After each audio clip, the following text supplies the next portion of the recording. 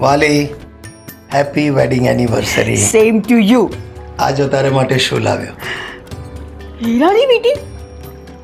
માણસ ગોલ્ડ લાવે, rose ગોલ્ડનો set લાવે, તમે આ અરે તને એમ છે કે આ હીરાની ચમક સામે તારી ચમક ઓછી થઈ જશે? અરે ચમકની વાત નથી કરતી.